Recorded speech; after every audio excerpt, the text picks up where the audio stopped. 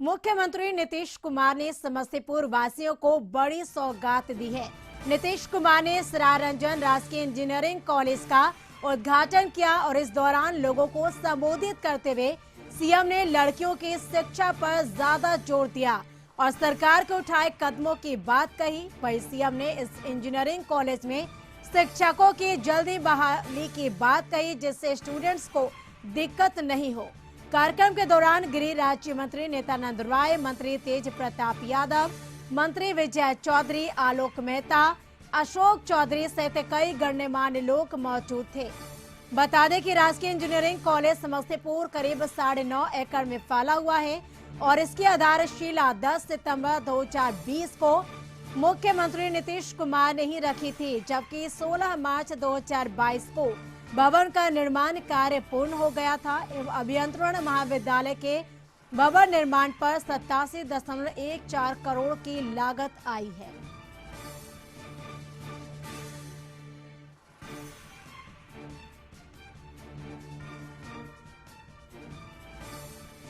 तो मुख्यमंत्री नीतीश कुमार ने बड़ी सौगात दी। समस्तीपुर वासियों को दिवाली से पहले एक बड़ा तोहफा दिया है। नीतीश कुमार ने सरायरंजन राजकीय इंजीनियरिंग कॉलेज का उद्घाटन किया है और इस दौरान लोगों को संबोधित करते हुए सीएम ने लड़कियों की शिक्षा पर ज्यादा जोर दिया है और सरकार को उठाए कदमों की भी सीएम नीतीश ने बात कही है। वहीं सीएम ने कहा है कि जल्द ही इंजीनियरिंग कॉलेज में शिक्षकों की बहाली की बात कही है और जिससे स्टूडेंट्स को दिक्कत ना हो। कार्यक्रम के दौरान गृह राज्य मंत्री नित्यानंद राय, मंत्री तेज प्रताप यादव, मंत्री विजय चौधरी, आलोक मेहता, अशोक चौधरी सहित कई गणमान्य लोग मौजूद रहे।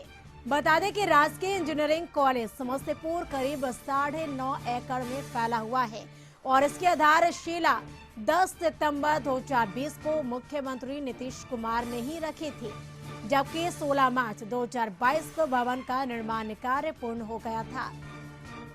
वहीं अभियंत्रण महाविद्यालय के भवन निर्माण पर 87.14 करोड़ की लागत आई है। तो दिवाली से पहले एक बड़ा तोहफा इन छात्र छात्राओं को स्टेट इंजीनियरिंग कॉलेज का मुख्यमंत्री नीतीश कुमार ने उद्घाटन किया है। सरायरंजन में सीएम ने उद्घाटन किया है इंजीनियरिंग कॉलेज का और इस दौरान डिप्टी सीएम सहित कई मंत्री इस कार्यक्रम में मौजूद रहे। तो आपको बता दें कि पहले ही मुख्यमंत्री नीतीश कुमार ने इस भवन की आधारशिला रखी थी और आज इस इंजीनियरिंग कॉलेज का मुख्यमंत्री नीतीश कुमार ने उद्घाटन किया।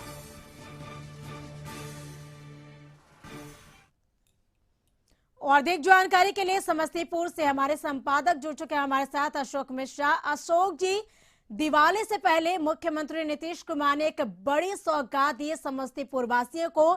छात्राओं को इंजीनियरिंग कॉलेज का मुख्यमंत्री ने उद्घाटन किया है।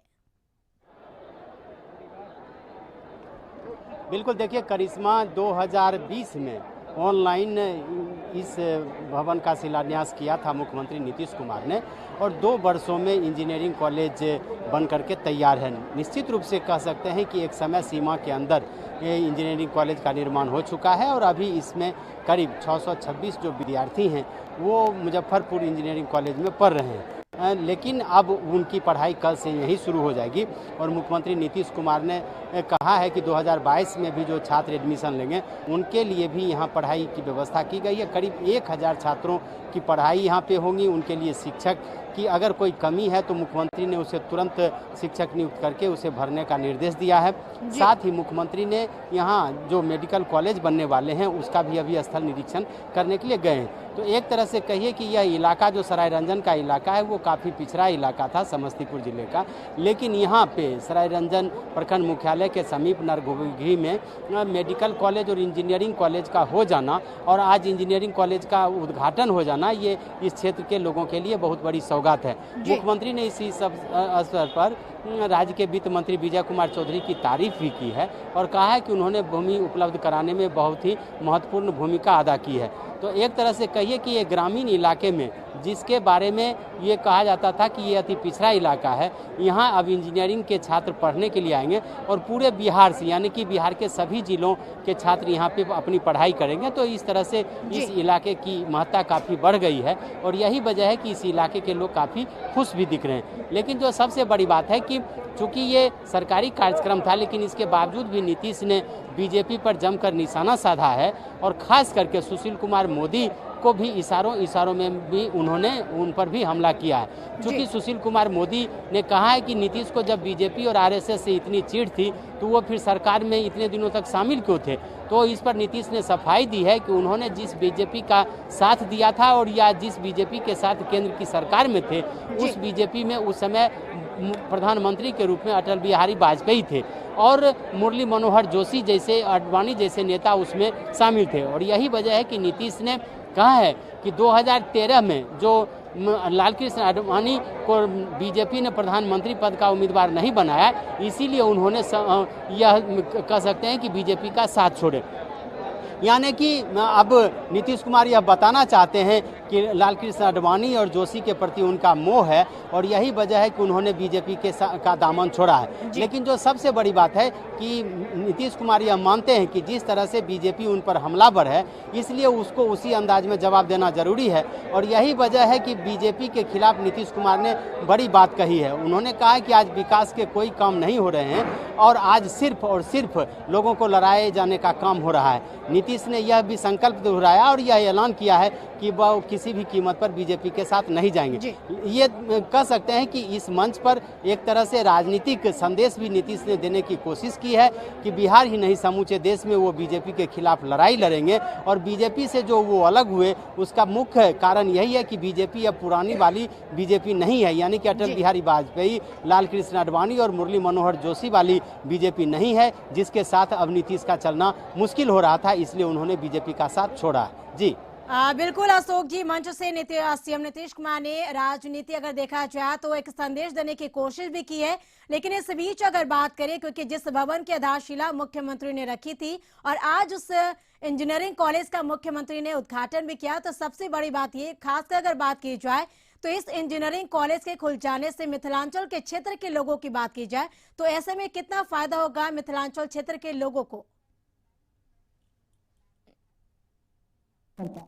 राज्य सरकार ने फैसला लिया है कि हर जिले में एक इंजीनियरिंग कॉलेज खोले जाएंगे और लगभग अधिकांश जिलों में इसकी स्थापना हो गई है। जहां तक मिथिलांचल की बात है तो मिथिलांचल में दरभंगा बगल का इलाका है, वहां बहुत पुराना इंजीनियरिंग कॉलेज है। मुजफ्फरपुर समस्तीपुर से सटा हुआ प्रमंडल है, तो वहां भी कह सकते हैं कि इंजीनियरिंग कॉलेज पहले से ही है। तो ऐसी परिस्थिति में ये ऐसी बात नहीं है कि इस इंजीनियरिंग कॉलेज के खुलने से मिथिलांचल के लोगों को कोई फ़ायदा होगा। हाँ, ये ज़रूर कह सकते हैं कि इस इंजीनियरिंग कॉलेज के खुलने से समूचे बिहार के इंजीनियरिंग पढ़ने वाले छात्रों को विशेष फ़ायदा होगा। क्योंकि 1000 सीटें जब इस इंजीनियरिंग कॉलेज में होगी तो निश्चित रूप से बिहार के विभिन्न जिलों के छात्र इसमें एडमिशन कराएंगे और सभी लोगों को इसका फ़ायदा होगा।